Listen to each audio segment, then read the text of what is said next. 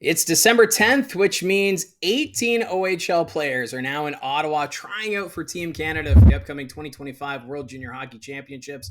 And it's pretty exciting stuff considering out of the 30 players or 31 players that were invited, 18 participants are from the Ontario Hockey League. So a great showing for the OHL. Obviously, it happens in cycles with which league usually sees more players, but this year it's pretty OHL heavy. Now we'll just have to wait and see who all makes the team. And the only tough thing about this time of year is that it's going to have an impact on OHL teams. A lot of the teams that near the top of the standings missing their key producers, but it is a part of the game, and there's no real way around it with the World Juniors being held during the time of year that it is, because you can't pause the CHL season for 3 weeks while this tournament's going on. I guess you could, but then that would push back when the Memorial Cup would be held, or might condense the schedule. So it is what it is, but still, we'll see what kind of impact it's going to have. Because, for example, London Knights, they play a very big 3-3 this weekend. They have a home and home against the Windsor Spitfires, and then they host Kitchener on Sunday. So 3 very important games for the Western Conference standings, but they're going to be without Cowan, Dixon, Barkey, Bonk. All 4 of them will be with Team Canada at the World Juniors Invitational Camp. So it's going to be, it's a big test for the depth, which is good because if you go into the playoffs, you can't guarantee all these players will be healthy. So you need to make sure you've got the depth that can handle the shifts night in and night out. But the other thing is the fans, because when you go to these games, you want to see all 20 OHL teams in your barn. So I guess all 19 other teams. But if you're playing a team from the other conference who only appears once a season and they're missing their top players, well, you're kind of missing out. You're not going to see that player in person because they're at the World Juniors. But I'm not saying, there's nothing against the World Juniors. It's a great tournament. It's great to see Team Canada well represented at the junior hockey level. But, there's just the side effects, or the ripple effects, rather, from the World Juniors. And we'll see how teams adjust on the fly, because the Barrie Colts, they're going to be missing some key players from their lineup this weekend as well, including Bo Akey, Cole Baudouin, and Sam Hillebrandt, as they've got games against Brantford and Ottawa this weekend. So every team's impacted one way or another, and we'll just see how it all plays out. Now, there was a trade yesterday between the Owen Sound Attack and the Niagara IceDogs.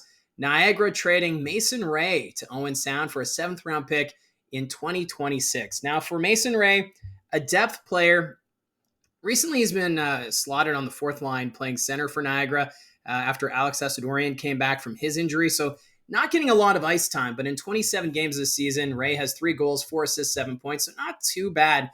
Wray, of course, his dad is now the head coach of the Owen Sound Attack, so he's going to be able to play under his dad. And with Owen Sound being a team that's looking to the future, Wray should get some extra ice time than what he was getting with the Niagara IceDogs, who, of course, have been surprising many as we approach the halfway point, being near the top of the Central Division standings. So I think this is a good move for Wray, getting a chance to play in Owen Sound, and it just adds to the center depth for the attack. Wray is a pretty big player, 6'4", 185 pounds. And during his time, remember, he was drafted in the 2nd round of the 2022 draft by the Hamilton Bulldogs. And in his rookie season, 2 goals, 5 assists, 7 points. And he's kind of increased his productivity year after year. Last year, he started with Brantford, 3 goals, 3 assists, 6 points in 34 games, before being traded to Niagara at the trade deadline, where he recorded 5 points in those games, and this year already at 7 points. So I think this is a good move for Owen Sound, and we'll see how it all transpires. Now, a topic that a lot of OHL fans are keeping a close watch on is the expansion plans. In my last video, I talked about how OHL representatives were in Muskegon and Youngstown, kind of getting to know the communities, getting to know the franchises that may be joining the OHL as early as next year. Nothing has been confirmed, but steps are being taken because a decision needs to be made before the end of the month. That's the reports we're hearing. The USHL, they want to know what teams plan to be in their league next year and what teams plan to leave. So that's where they're at. And the OHL, of course, they need to make their regular season schedule for 2025, 2026. So they need to know what venues are being offered for the season.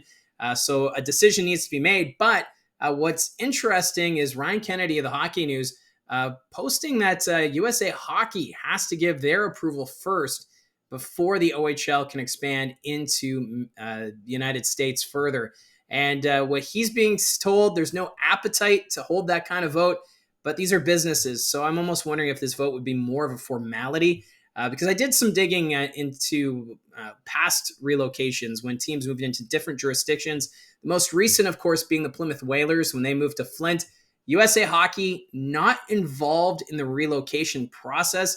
The only thing they were a part of is that they bought the CompuWare Arena, which was home to the Plymouth Whalers for several seasons. So because of that purchase, the Whalers needed a new home.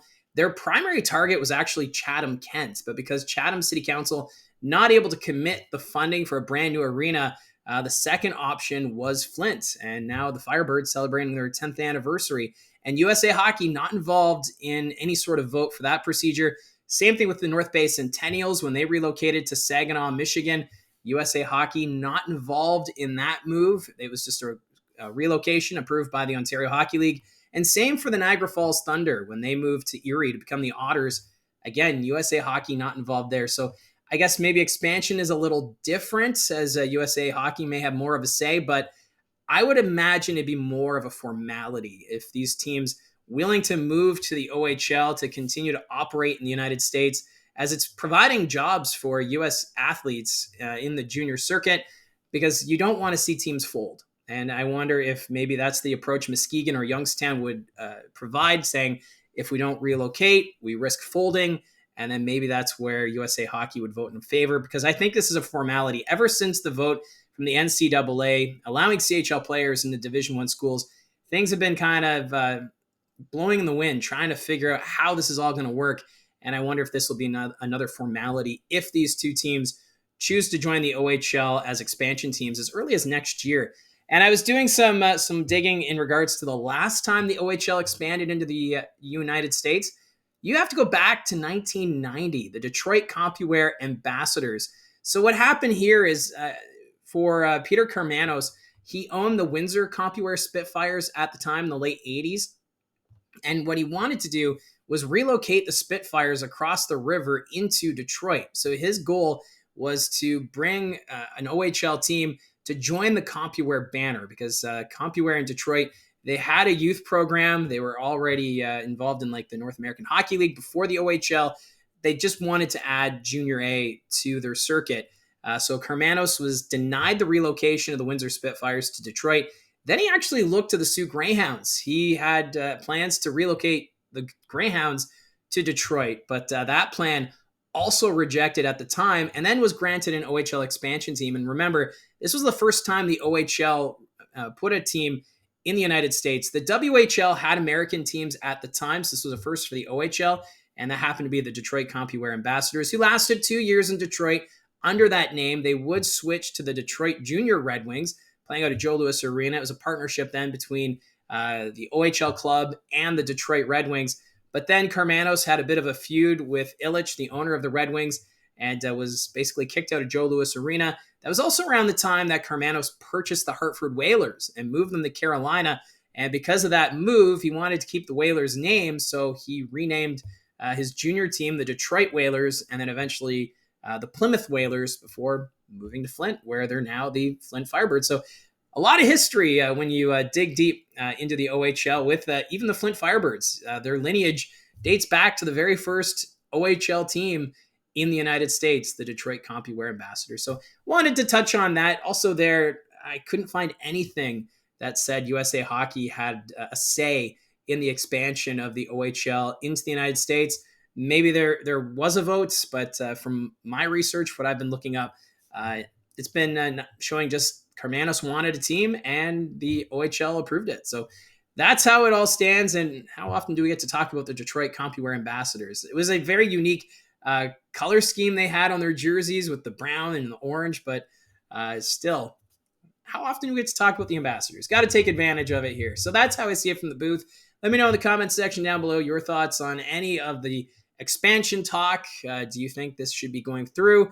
Or what are your thoughts on even the Team Canada players from the OHL who are trying out? Who do you think is going to make the roster? And what would you like to see changed maybe going forward with the OHL?